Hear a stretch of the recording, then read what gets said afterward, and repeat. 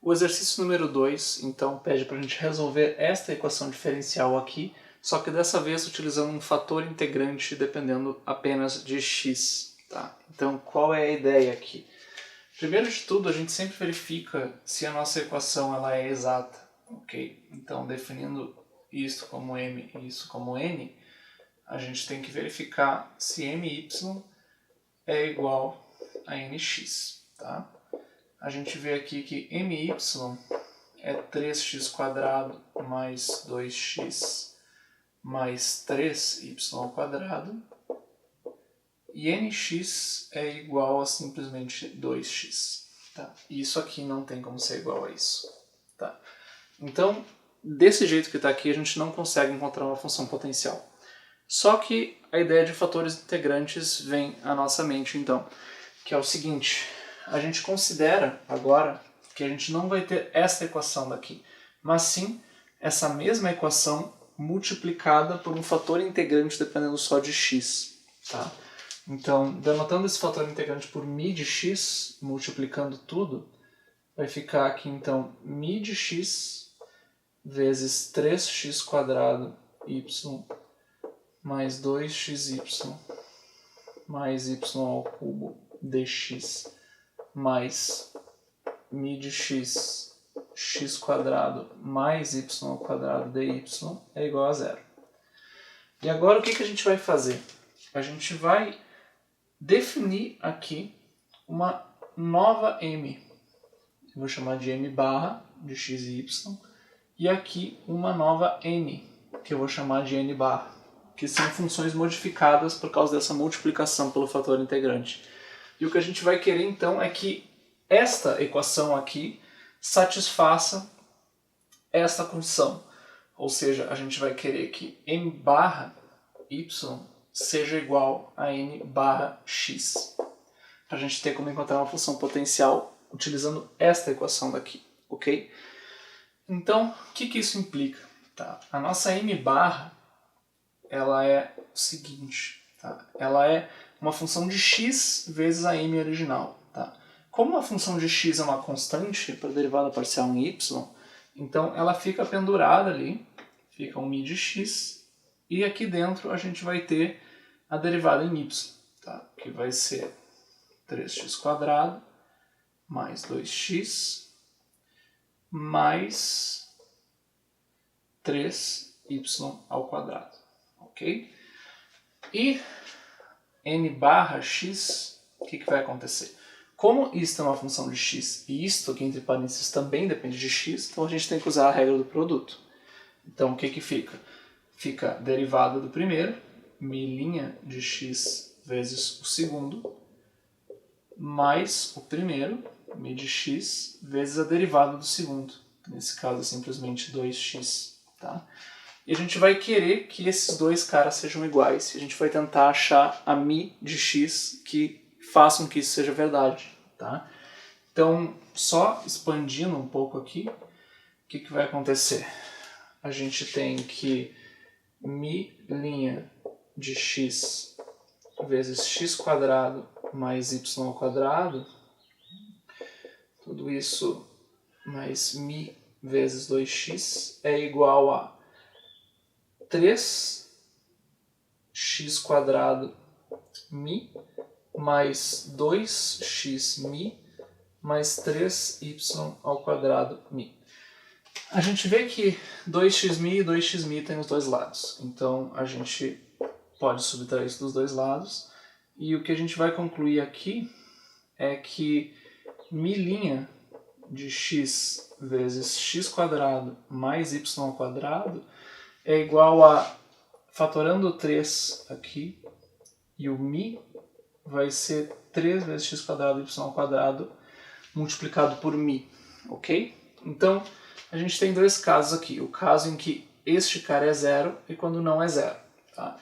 Quando x ao quadrado, perdão, quando x, não, isso mesmo, quando x² mais y ao quadrado é igual a zero, tá? O que acontece aqui? A gente tem, conclusão, tá? Que isso daqui vai ser zero e isso daqui vai ser zero. Tá? Então a gente chega num zero igual a zero aqui, e a gente verifica também que se isso aqui é igual a zero, tá? Então x e y vão ser zero, tá? E o problema disso é que aqui também vai ser zero igual a zero, então a gente não conclui nada de interessante. Tá? Então vamos supor logo o caso em que x² mais y² é diferente de zero. Nesse caso a gente pode dividir por x² mais y² nos dois lados, tá? O que vai nos dar que μ' é igual a 3μ, ok?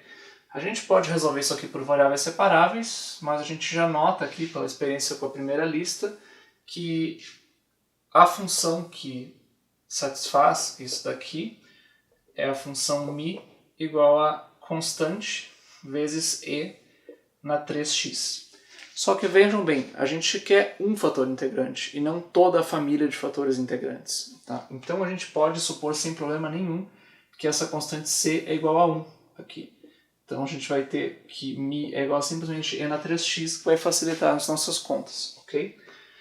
Então o que a gente obteve? A gente obteve que μ é igual a e na 3x. Então a nossa conclusão é que a m barra agora vai ser e na 3x, que multiplica 3x² y mais 2xy mais y ao cubo, e a n barra vai ser e na 3x, que multiplica x² mais y ao quadrado.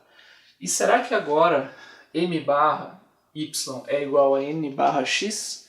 Tem que ser, mas a gente pode verificar. O que vai acontecer? Se isso daqui tem essas expressões, então m barra y, tá? E na 3x é constante, então isso aqui vai ficar e na 3x, que multiplica 3x² mais 2x mais 3y², e n barra x, a gente usa a regra do produto. Então fica a derivada do primeiro, que é 3e na 3x, vezes x² mais y², mais e na 3x, vezes a derivada do segundo, que é 2x. Tá? Será que isso aqui é igual? Vamos ver.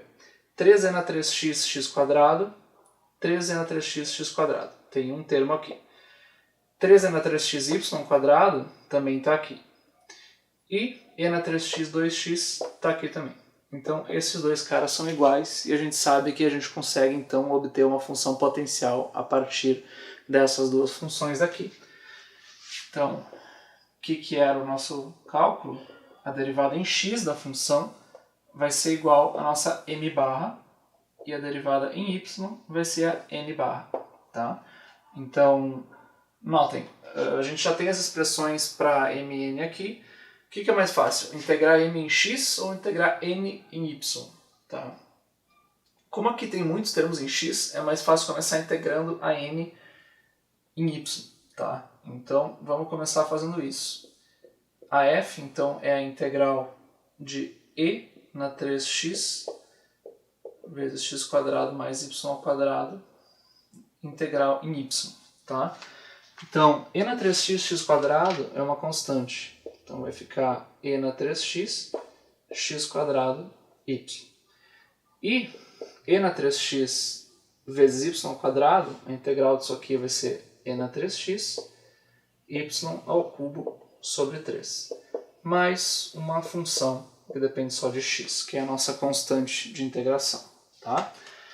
Então agora, derivando isso em relação a x e igualando a m barra, o que vai acontecer?